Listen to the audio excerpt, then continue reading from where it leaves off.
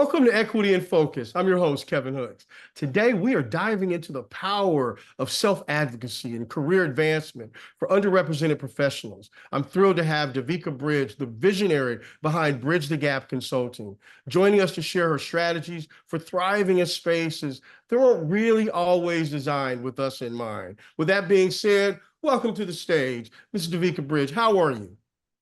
Hello, Kevin. I'm well today. Thank you for having me. I'm super excited about this conversation. But before we get started, I got one question. Who is Devika Brij? Devika Brij is a believer in God. She's a happy wife. She's a devoted daughter and granddaughter. But I'm also the CEO and founder of Bridge the Gap Consulting, which is a professional development firm. We partner with a lot of organizations to help develop and increase retention of talent, especially those who are of underrepresented backgrounds. And I'm also the author of Thrive in Color. I love it. And thank you for sharing the book. Before we get into the books, I want to dive into that also.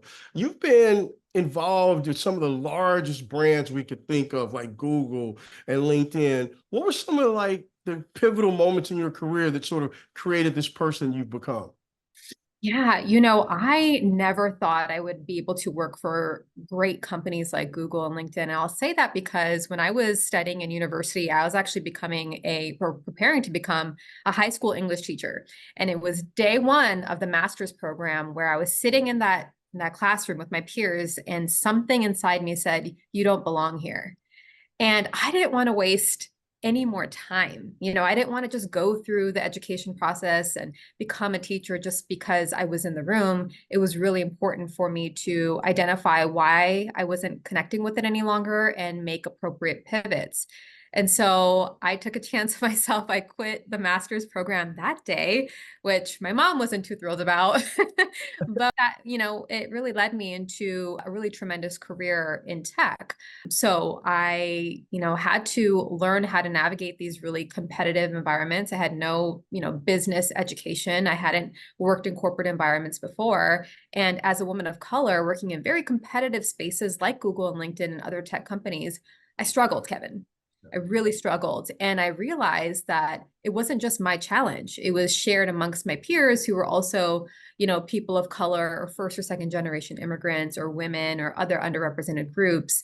And so, I struggled, but also through those challenges came, a lot of pivoting and learning and really understanding how to navigate the workplace that yes, we understand that there's challenges and nuanced experiences. However, how do you navigate those experiences for, your professional development and growth? And so today I get to focus my efforts on that exact work, but I wouldn't be here today without the experiences I had working at Google, LinkedIn, and other companies that really made me feel uncomfortable, but, threw me in and helped me learn a lot as well.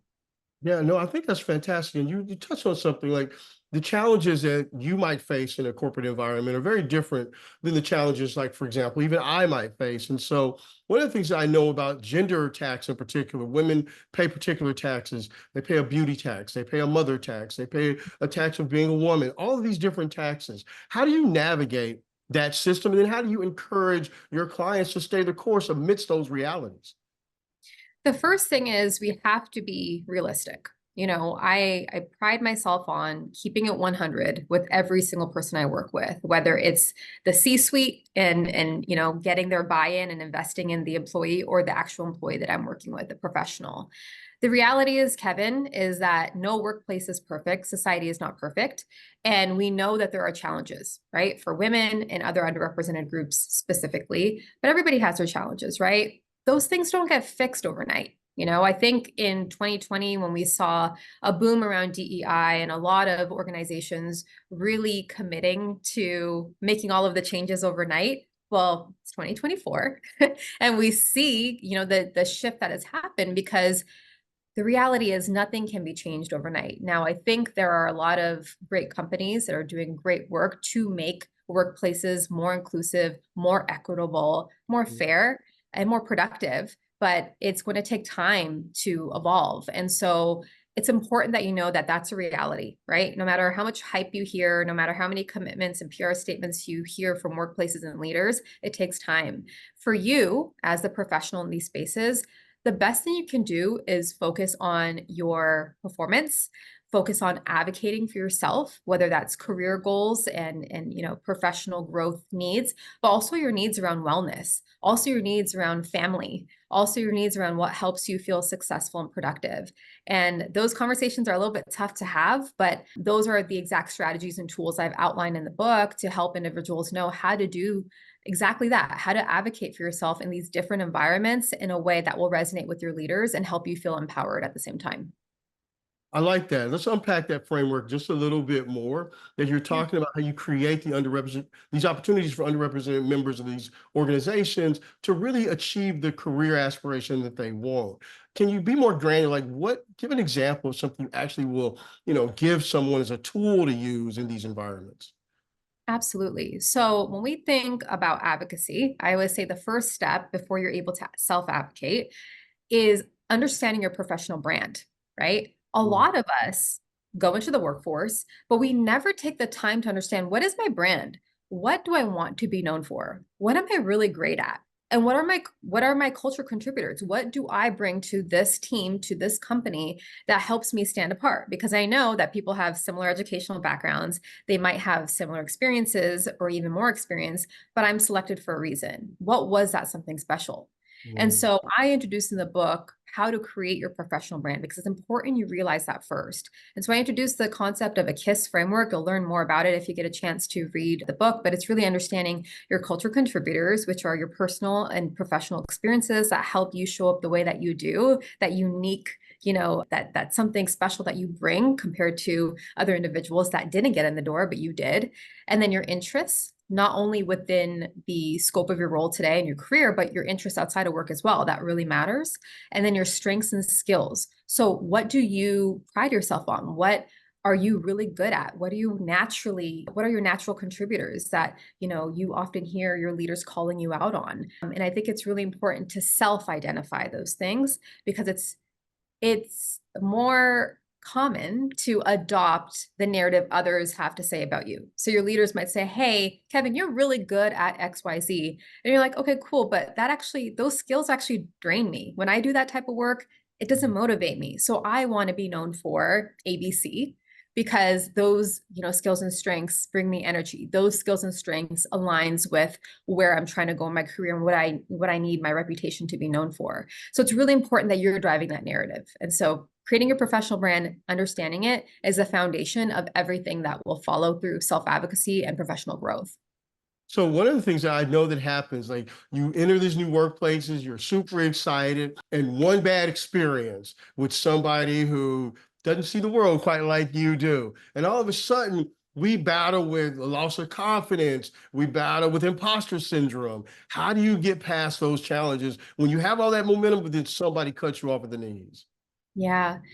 I'll tell a quick story. So I won't say the name, but I worked at this company that I loved. And I was like, I'm never leaving this company. This is great. I loved my peers. I worked on a very supportive team, had a great manager. I was in sales. I adored my clients. Everything was great. And then, I realized I'm not going to be moving forward in my career if I stay in this group, because there wasn't a lot of opportunities. And so I moved to a different line of business after 5 years with this organization, and I started to work with a new manager. And that manager, in all transparency, was leading in a very biased way. And there are so many stories I can, tell to support that. However, she decided that I didn't belong. After I had spent 5 years growing my career, I had a great brand, had a great relationships with my leaders, she decided she wanted somebody else to fill my role. And so, there was a system in play. There was experiences that were happening, that were effectively pushing me out of the company, to the point where she successfully pushed me out of the company. And, that actually led to a moment where I felt crippled. I felt like, did I do something wrong? Why is this person coming for my job? Like, why wasn't I able to turn that around? Why couldn't I get her buy-in?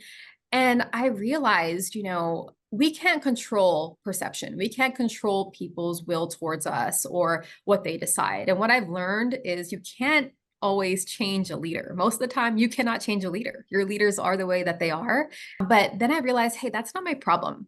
So you moved me out of this company. It's okay because I'm educated, I have great experience, and I know I'm really committed to my professional growth, my career as a whole. And I know I'm going to land somewhere great. And so it took me forgiving this person, authentically forgiving this person, releasing her, and then, identifying what was the good that came out of that. Well, the good that came out of being terminated from a company I really loved was that it actually forced me into a sabbatical that I really needed. I took a year off. I rested my body. I ate good food. It was great. But I also started Bridge the Gap in that season of my life. And if that didn't happen, I wouldn't be working with thousands of professionals today. I wouldn't be partnering with, these globally recognized organizations to help them create more productive and more impactful workforces where employees can actually thrive. And so, Kevin, these things are going to happen. Like, life is unfair. You might experience things personally. You will absolutely experience things in the professional landscape. But, my encouragement to you all, and it takes time, is to learn how to forgive, shape your mindset, unlearn some of those thoughts that you have that create that imposter syndrome. And in the book, I highlighted some steps that you can take to actually do that effectively, the same steps I took. But it really does take authentic forgiveness, a shift in the mindset to reset yourself for the next that you have in your chapter. And I promise you, if you are listening to this and you've gone through that, or you're still battling some PTSD from something similar, these situations always work out for your good. There's always something better on the other end. You just have to kind of get through that process, which is, easier said than done. Amen. Amen. Listen, Abraham Lincoln once said that the best way to predict the future is to create it. So we go into these environments, and I know that once you've learned through trial and error and mistakes, et cetera, one of the things we can do is find allies and help, maybe even create allies. And you talk about that a little bit. Can you unpack the importance of cultural competency, education, and things like that, so you can have allies that support you in the work you're trying to do? Yes. So this is actually, where my work comes in with organizations. Bridge the Gap is a professional development company. There's thousands of professional development companies, but what helps Bridge the Gap stand apart and help these global organizations really drive success is that we curate the learning experiences and we curate the development experiences.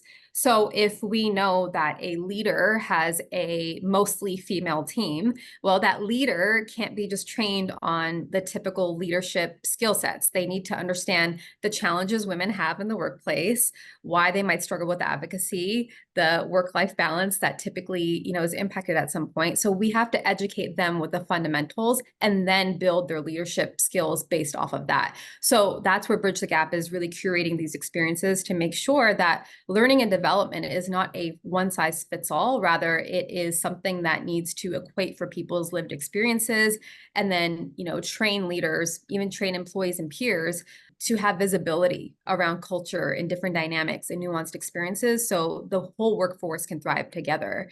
Now, when it comes to having a network of advocates and cultivating that, that is one of the greatest things you can do in your career, because not only do you need to advocate for yourself, but you have to have individuals that are championing you. What I see often in the workforce, though, is there's a fundamental gap. And that gap is that most individuals try to reach for the most senior person in the room. Who is that executive that I have line of sight into?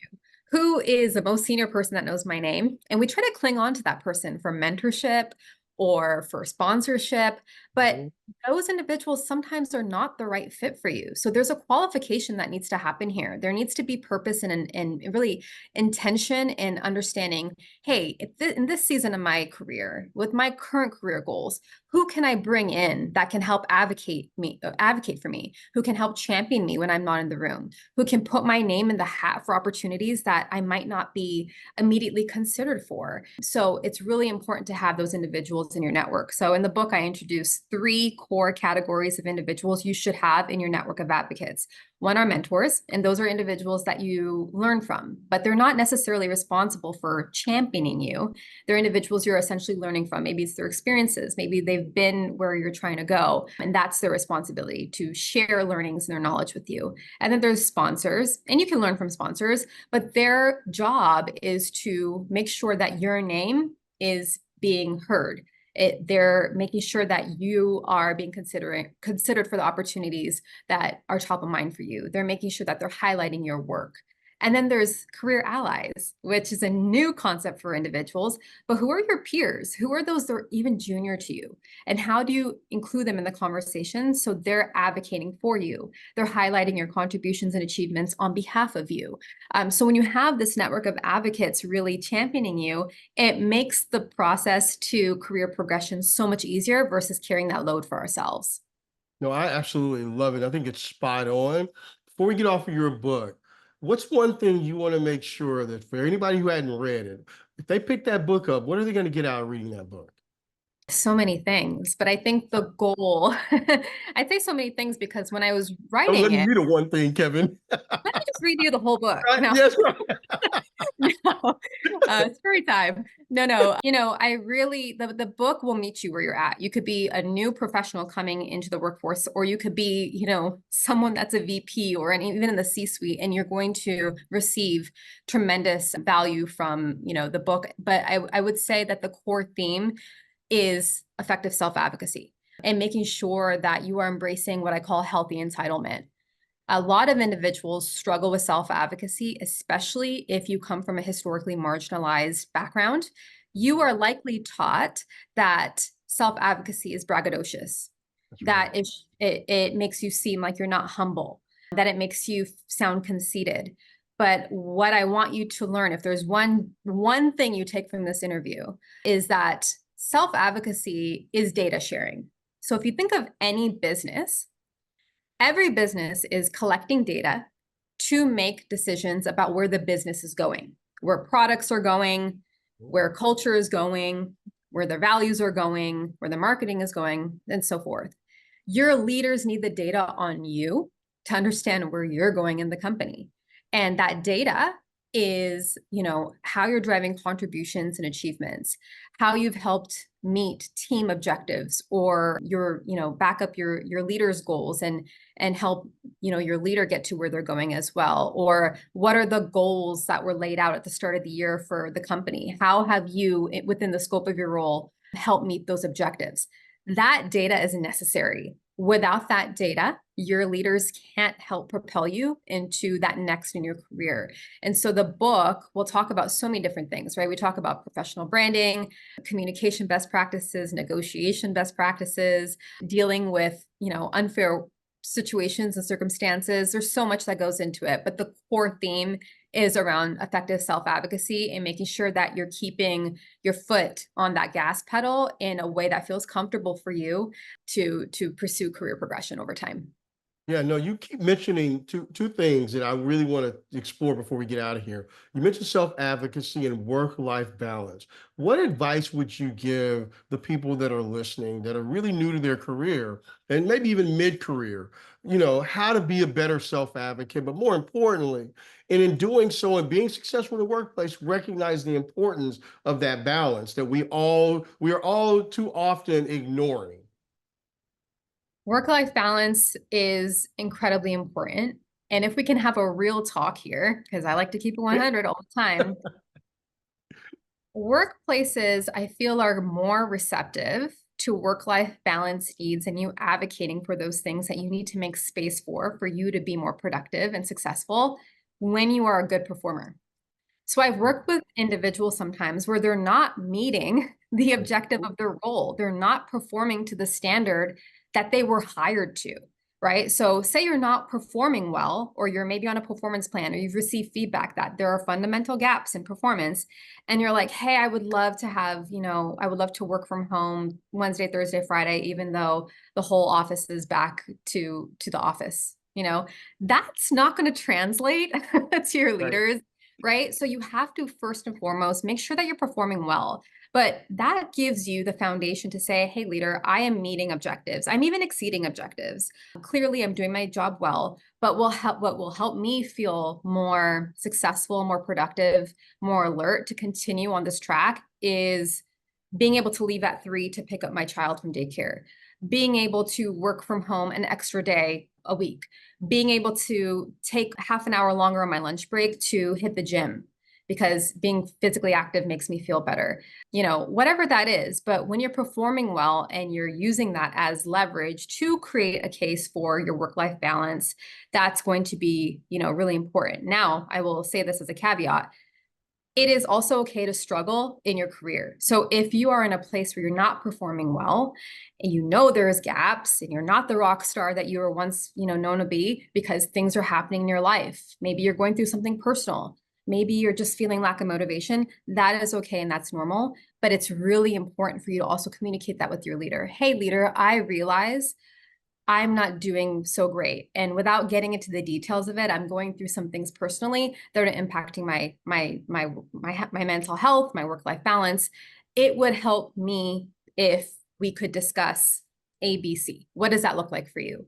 But that transparency is going to be really, really important for you to get to a place where you have more of that balance that you would like to operate productively and successfully. It's so funny when you're talking about that. It reminded me, Eric Thomas is a motivational speaker, and he talks about, if you get hit, it may not be your fault or it may be your fault. He said, but the problem is, if I come back a week later and you're still on the ground, now it's your fault. So your idea is, if you're underperforming in the workplace, there are things that you can do to address that. And you should. But that's not an easy thing to do. And in 30 seconds before we get out of here, what's a good approach to approaching a supervisor when you're underperforming so that you position it from a perspective of, I just want to get better? I think partnership with leaders is really important. But I also, I say that lightly because I also know that there needs to be a trust established in effort to be vulnerable with your leader, right? When you are in a trusting relationship with your leader, it's almost easier to communicate those things. Hey, I'm struggling. Like, how can we partner together on this? Are there other resources I can tap into? Can we meet more regularly to go over, these decks or this presentation, Yes. whatever that looks like in the scope of your role, right? But, whether you have a good relationship with your manager or not is neither, here or there. What matters is leading with the data and just being proactive with what your needs are. So when you take accountability around, hey, I'm not performing great right now, it's up to you how much you want to share, how much you want to be vulnerable and actually describe what's going on. But if you don't want to describe anything, saying high level things like, there's something happening in my personal life that's actually impacting the way I'm showing up. Or, hey, there's this lack of knowledge that I have around this one thing that's impacting my deliverables. Think about what you're positioning to solve that challenge and then ask your leader what their feedback is. So you might say, I'm thinking I might need some more training around public speaking, for example. Is there a way that that can be offered to me? Is there somebody that I can mentor me around that, or a course I can take? Or leader, what is your feedback on what I'm saying? Is there something that you think that we can partner on together to help me perform better in that way? So when you take accountability, but then you're also making suggestions of, hey, I think it might be this. I think that resources around this would help, or I think some flexibility around this would help. That actually takes the pressure off of your leader to solve that challenge for you and rather come alongside you as your partner and say, I've noticed that there's a shift in performance, or I noticed that there's a gap here, and I like what you're saying, but here's, other examples of what we can consider as well to help you become better in your performance as well. So think of your leader as a partner. And again, I know sometimes that's easier said than done, depending on the dynamic, but what doesn't change is the data and taking accountability. So take accountability, lead the charge, and what you're suggesting could be a good resource to help get you back on track, but then be open to their feedback as well. That, goes along a much longer way than people assume. Yeah, personal accountability is super important. Listen, before we get out of here, if my people want to buy the book, they want to follow your great work or just learn more about you, is there a hashtag? Is there a website, social media handle? Give us all the information. Yeah, so you can follow me anywhere at devikabrij.com. The book is sold anywhere you purchase your book, but you can get a full list of all the retailers across the globe on devikabrij.com/thrivingcolor. I love it. Thank you so much, Devika, for sharing your incredible insights and strategies with us today. I appreciate it. Thank you, Kevin. Appreciate you. And listening to our listeners, remember the self-advocacy, it's your superpower. Let's continue to push for spaces where everyone can thrive. And until next time, stay focused on equity.